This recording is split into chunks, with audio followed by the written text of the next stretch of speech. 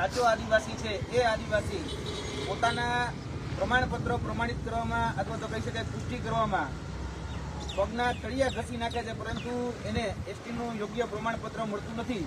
છતાં પણ એવા વ્યક્તિઓ જે જાદુગર છે અને એ જાદુગરો આજે એસટીના ખોટા સર્ટિફિકેટ ઉપર નોકરી પણ મેળવી લે છે અને જે સરકારી સહાય છે એ સહાયના લાભો પણ મેળવી લે છે. આજે એ બાબત ઉજાગર કરવી છે.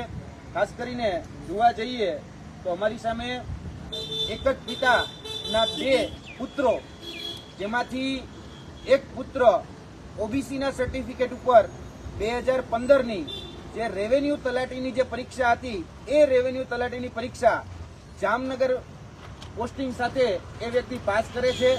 હવે રેવન્યુ તલાટીની જે પરીક્ષા છે તેમાં આ જે વ્યક્તિ છે એ વ્યક્તિ એ એસસીબીસી કેટેગરીમાં એ પાસ થાય છે.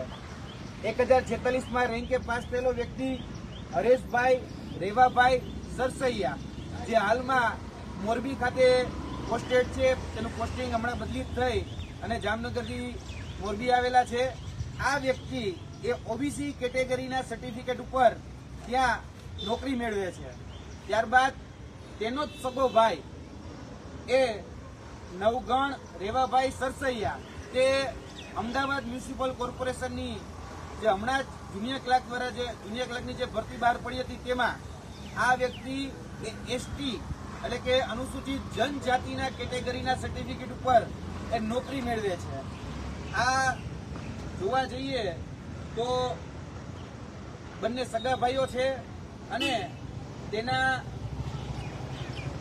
જે પૂજ્ય પિતાશ્રી છે એ પૂજ્ય પિતાશ્રી હરેશભાઈ રેવાભાઈ સરસૈયા છે અને રેવન્યુ તલાટી તરીકે જે નોકરી કરી રહ્યા છે હરેશભાઈ રેવાભાઈ સરસૈયા અને તેનો નાનો ભાઈ નવગણભાઈ રેવાભાઈ સરસૈયા, આ બંનેના કેટેગરીના સર્ટિફિકેટ એ અલગ અલગ માલુમ થાય છે.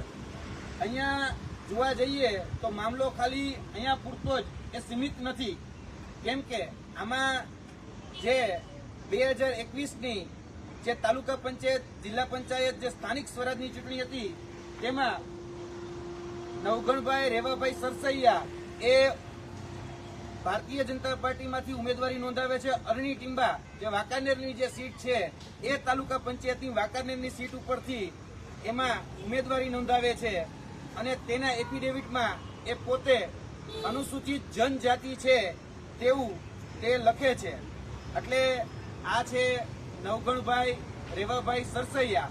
આ નવગણભાઈ રેવાભાઈ સરસૈયાનું જે એફિડેવિટ જે ચૂંટણી પંચને એને મૂકેલું છે, આમાં પણ એક ખોટી માહિતી ભરે છે અને એ ચૂંટણી પણ લડે છે. તેની સાથે સાથે એક બાપના બે સગા દીકરા નવગણભાઈ રેવાભાઈ સરસૈયા, વિક્રમભાઈ રેવાભાઈ સરસૈયા, એ બંને જુડવા ભાઈઓ છે અને આ જે જુડવા ભાઈઓ છે એ જુડવા ભાઈઓ જે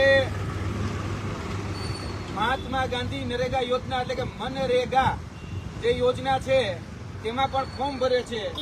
હવે તમે જોઈ શકો છો નવગણભાઈ રેવાભાઈ સરસૈયા જે ફોર્મ ભરે છે તે એસટી કેટેગરીમાં પોતાની જાતિ એ દર્શાવે છે, ત્યારે એના જ સગા ભાઈ જુડવા ભાઈ વિક્રમભાઈ તે બતાવે છે સામાજિક શૈક્ષણિક રીતે પછાત એટલે કે એસસીબીસી એ પોતાની કેટેગરી બતાવે છે.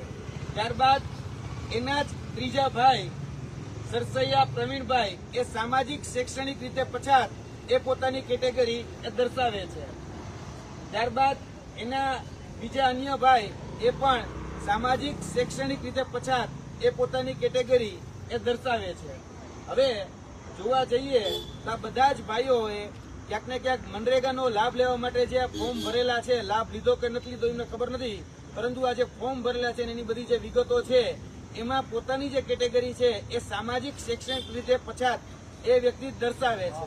હવે આ જ વ્યક્તિના જે જમીનના ઉતારા જે છે એમાં 7, 12, 8 તેમાં તમે જોઈ શકો છો કે શ્રીમાન રેવાભાઈ હમીરભાઈ એમના પૂરેપૂરો પરિવાર એ ઓબીસીમાં છે અને આ 8 ના ઉતારોમાં તેમાં 6 ભાઈ અને 1 બેન એમને કહી શકાય કે ખાતેદાર તરીકે આ જમીન મળી છે. લગભગ 15 વીઘાના ખાતેદાર એ જોવાય છે.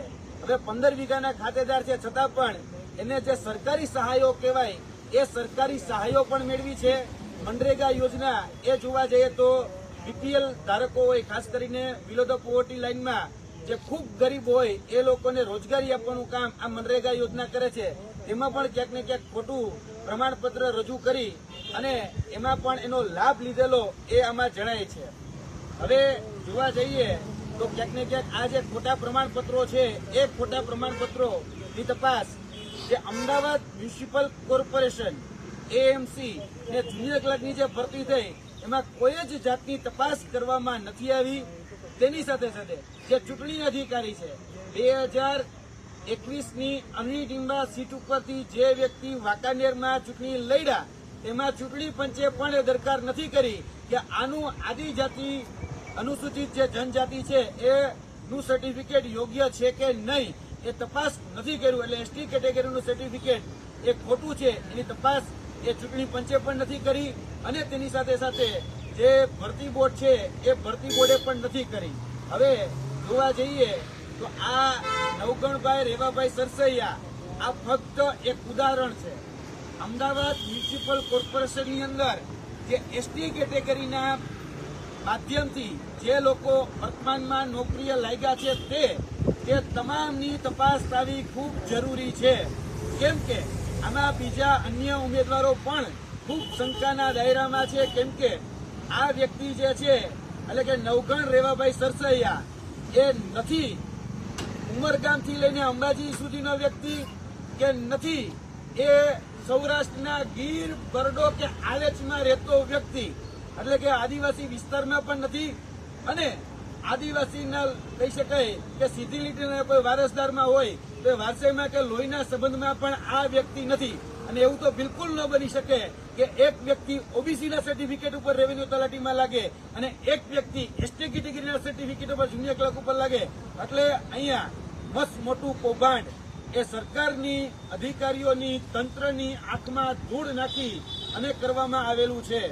આ વ્યક્તિની સાથે સાથે બીજા જે અન્ય ઉમેદવારો જે છે એ અમદાવાદ મ્યુનિસિપલ કોર્પોરેશનની અંદર જે લાગેલા આ ભરતીમાં એટલે કે જુનિયર ક્લર્કની ભરતીમાં તેમજ અન્ય જો ભૂતકાળની ભરતીઓમાં તપાસ કરવામાં આવશે તો 100 કરતા વધારે એસટી કેટેગરીના ખોટા સર્ટિફિકેટ ઉપર લાગેલા એ તમામ કોર્પોરેશનની અંદર ભરતીઓમાં જે લોકો લાગ્યા છે ને ખાલી એસટી કેટેગરીના સર્ટિફિકેટ ક્રોસ વેરીફાઈ કરવામાં આવે ને તો 100 કરતા વધારે ખોટા એસટી કેટેગરીના સર્ટિફિકેટ ઉપર લાગેલા એ તમામ એ ઉમેદવારો તમને જોવા મળશે. આ એક દાખલો અમે ઉજાગર કર્યો છે.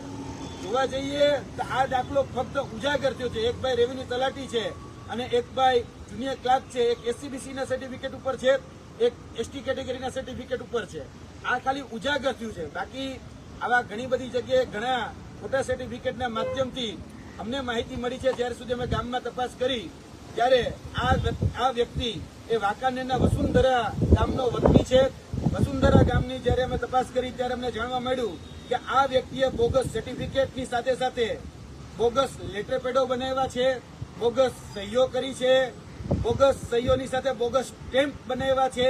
તેની સાથે સાથે બોગસ સ્ટેમ્પની સાથે ક્યાંક ને ક્યાંક જે પ્રમાણપત્રો છે એમાં મામલતદાર, નાયબ મામલતદાર છે એની સાઇન પણ ખોટી કરેલી છે. તેના પણ તમામ આધાર પુરાવા અમારી પાસે ઉપલબ્ધ છે. ખોટા લેટર પેડના આધારે જે સહકારી ડેરી કહેવાય એ સહકારી ડેરીની પણ મંજૂરી મેળવેલી છે. એની પણ તપાસ થવી ખૂબ જરૂરી છે. જી, આપના પ્રશ્ન.